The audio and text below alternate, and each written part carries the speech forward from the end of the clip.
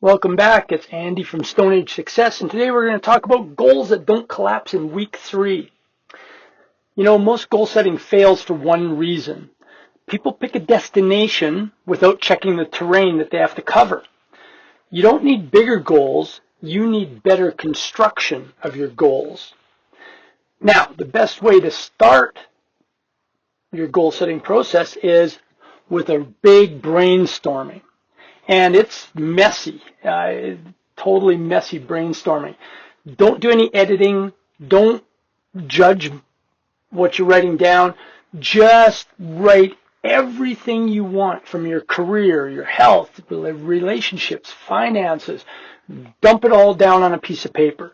Because if you don't let your mind empty out while you're trying to move forward on other goals, it's going to keep buzzing in the background on other stuff, and you'll never truly commit. So make sure, 10 minutes, write everything down, and no judgment about what you're writing down.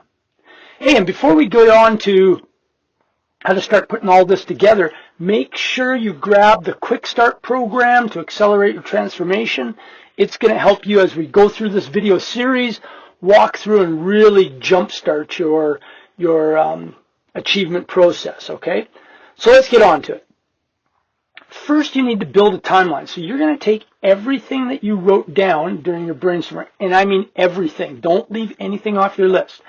And we're going to sort it into things that are going to take 5 or more years to do, things that we can complete in 4 years, things that we can complete in 3, 2, and finally 1 year. Now this matters because without time-bound thinking, your goals stay foggy, okay? And a foggy goal just becomes procrastination, right? Oh, I'll do it later. Oh, whatever. You just put it off.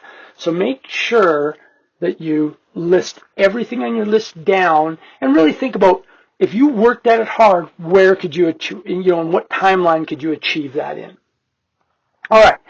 Then we need to take a look at what's the difference between vision and goals. The workbook separates vision and goals for a reason.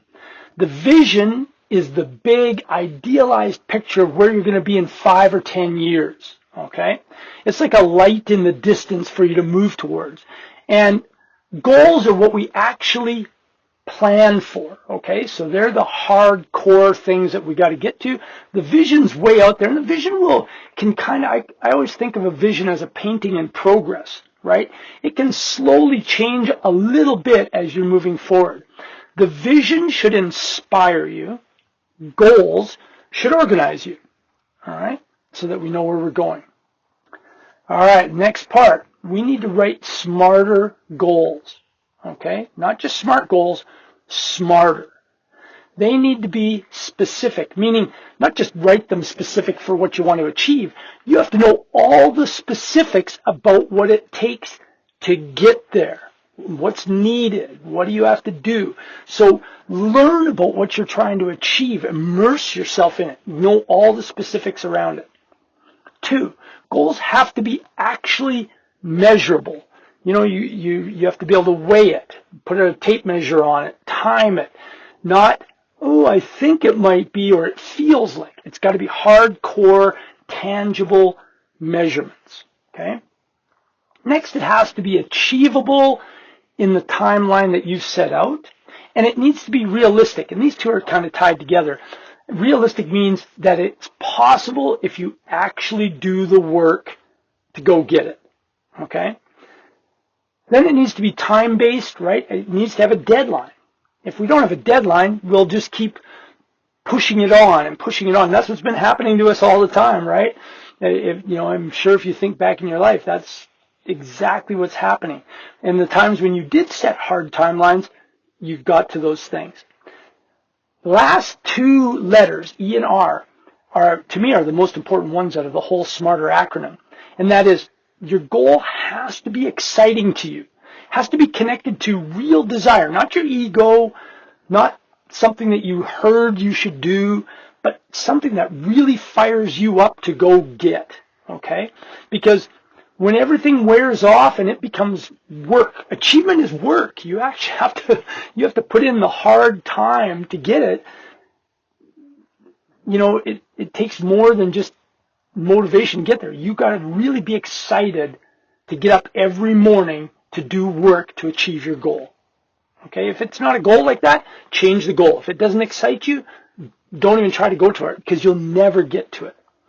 And the final one, it has to be reviewed and recorded. It means written down, put up so you can see it all the time. But it always has to be analyzed. Am I getting where I'm going? Am I getting where I'm going? Am I getting where I'm going? Okay?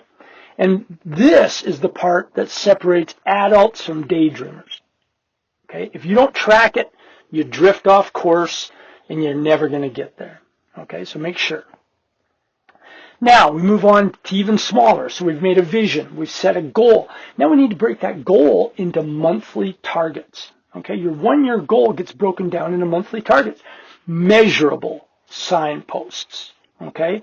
Not let's work on it or let's try harder. Actual outcomes you can achieve every month. Okay? And they have to be, tangible, measurable. Okay? Because motivation is going to fade, right? This the daily grind of doing this out, and you have to be excited about your goal, but reaching those signposts is so, you know exactly where you're getting to, right? I mean, we've all traveled on road trips. As you get to the signs closer to where you are, you become more enthused about getting there, right? So it's the same when you're in achievement. Motivation fades. A calendar doesn't care how you feel. And we want to take the emotion out of this whole achievement thing. We'll have the emotion at the end when we get there, and we have the emotion at the start when we're making the plan, but in between, we need to take it out of there because that's what stops us from really getting where we're going. And the final thing we need to do is we need to break down those monthly targets into weekly and daily tasks. And this is where your life changes because this is where the rubber meets the road, right? This is where we start to develop the habits. These are little tiny steps repeated on our journey. Remember, every journey starts with a single step, but we got to keep taking those steps to get to the end, right? And it's easy to do. I should say it's simple to do, but it's not easy, right? And that's this whole game we have to play in order to achieve. We have to become disciplined, right? Which is doing things that we don't necessarily want to do, right, in order to keep going. It's those little tiny steps. Now, in the next video, we're going to build that daily structure that makes these goals automatic without you burning out, so you develop the habits you need to keep on going. Remember to subscribe if you're done wanting to start over all the time, and put stone down in the comments